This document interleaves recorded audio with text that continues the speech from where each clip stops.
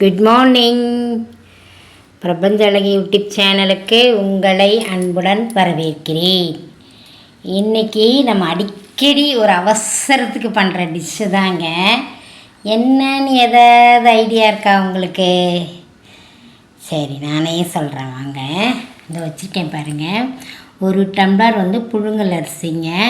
புழுங்கல் அரிசின்றது நல்ல branded company தான். கம்பெனி பேரை சொல்ல விரும்பலை. ஒரு டம்ளர் எடுத்திருக்கேன். அது ஒரு 100 கிராமுக்கு மேலே இருக்கும். அப்புறம் பாசிப்பருப்பு எடுத்திருக்கேன். அது ஒரு 3/4 டம்ளர் எடுத்துகிட்ருக்கேன். அதுக்கப்புறம் வேறு என்னது மிளகுங்க. மிளகு ஒரு டீஸ்பூன் எடுத்துக்கலாம்.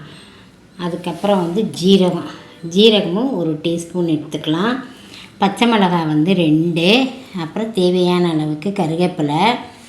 அப்புறம் ஒரு 3-4 முந்திரியை உடச்சி வச்சுருக்கேன். அது அப்புறம் மஞ்சள் தூள், பெருங்காயம், நெய். இன்னும் ஒரு பொருள் வைக்கணுங்க. இஞ்சி வைக்கணும். இஞ்சியை நல்லா பொடியாக கட் பண்ணி வைக்கிறேன். என்ன அப்படின்னா வெண்பொங்கல் தாங்க பண்ண போகிறேன். ஹோட்டல் ஸ்டைலில் பண்ண போகிறேன். அதே சமயம் எல்லோரும் பச்சரிசி வச்சு பண்ணுவாங்க. நான் புழுங்கல் அரிசி வச்சு பண்ணுறேங்க. ஏன்னு கேளுங்களேன், பச்சரிசினா கொஞ்சம் குழக்குழான்னு இருக்கிற மாதிரி இருக்கும். வீட்டில் வயசானவங்க இருக்காங்க, உங்களுக்கு ஒத்துக்காது. அதுக்காக நான் புழுங்கல் அரிசிலேயே பண்ணுறேன். அப்புறம் அடிக்கடி நான் திணையிலையும் பண்ணுவேங்க பொங்கல். அது ரொம்ப டேஸ்ட்டாக இருக்கும். வாங்க எப்படி பண்ணலான்றதை பார்ப்போம். ஓகேவா? ஹோட்டல் ஸ்டைலில் பண்ண போகிறாங்க. பொங்கல் ஃபர்ஸ்ட் ஆஃப் ஆல் கையில் ஒட்டக்கூடாது. அப்படி பாயில் போட்டோன்னா அப்படியே வழுக்கிட்டு போகணும். அதுக்கு தான் புழுங்கல் அரிசி எடுத்துகிட்ருக்கேன். வாங்க எப்படி பண்ணலான்றதை பார்ப்போம். ஒருத்தங்க ஒரு ஸ்டைலில் பண்ணுவாங்க. நான் ஹோட்டல் ஸ்டைலில் பண்ணுறேன். வாங்க. இப்பயும் ஒன்றா போட்டுட்டேங்க. போட்டு நல்லா கலந்து விட்டுட்டு ஒரு 4 டைம் புழுங்கல் அரிசி, சூப்பர் புழுங்கல் அரிசிங்க. ஒரு 4 டைம் கழுவிட்டு அப்புறம் ஒரு 1/2 hour ஊற வைக்கலாம். சரியா? அப்போ தான் சீக்கிரம் பொங்கல் ரெடி ஆகும். நல்லா 1/2 hour ஊற வச்சு கழுவி எடுத்துகிட்டு வந்துட்டேன். இப்போ இதை குக்கரில் போட்டுக்கலாம். இப்போ என்ன பண்ணியிருக்கேன் அப்படின்னா, 1 டம்ளர் புழுங்கல் அரிசி, 3/4 டம்ளர் பாசிப்பருப்பு 2 ஒன்றா போட்டு 4 டைம் கழுவினேன். 1/2 hour ஊற வச்சுட்டு குக்கரில் போட்டிருக்கேன். அதுக்கு 5 டம்ளர் தண்ணி ஊற்றிருக்கேன். இது ஒரு 3-4 விசில் விடலாம். அப்போ தான் பொங்கல் எப்படி வருதுன்னு தெரியும். வாங்க பார்க்கலாம். சூப்பராக பொங்கல் ரெடி ஆகிட்டாங்க. இங்கே பாருங்கள், நல்லா வெந்துருச்சு. இப்போ நம்ம என்ன பண்ணணும் அப்படின்னா, தாளிசம் போட்டு எல்லாம் போட்டு கலக்கணும். ஏன்னா இன்னும் உப்பு கூட போடல. தாளிசம் போட்டு காட்டுறேன். இதோ நெய் 2 ஸ்பூன் ஊற்றிட்டேன். ஆனால் பொங்கலுக்கு நெய் எவ்வளோ ஊற்றினாலும் டேஸ்ட்டாக தாங்க இருக்கும். அப்போ தான் அப்படியே குழவா வலுவலுன்னு உள்ளே போயிடும். நெய் வச்சாச்சு. இது ஹீட் ஆகும். மிளகு ஜீரகம்லாம் போடலாம் தாளிக்கிறதுக்கு.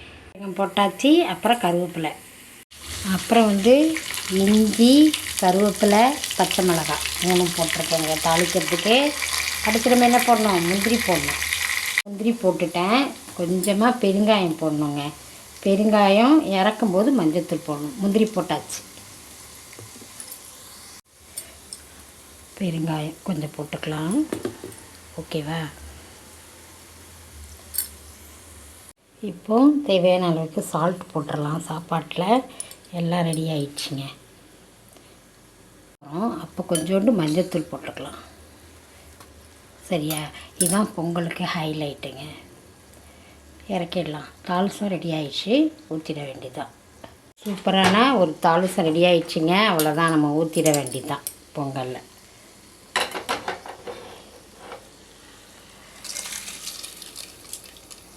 அவ்வளோதான், ஊற்றி சூப்பராக கலந்து விட்டுறலாம்.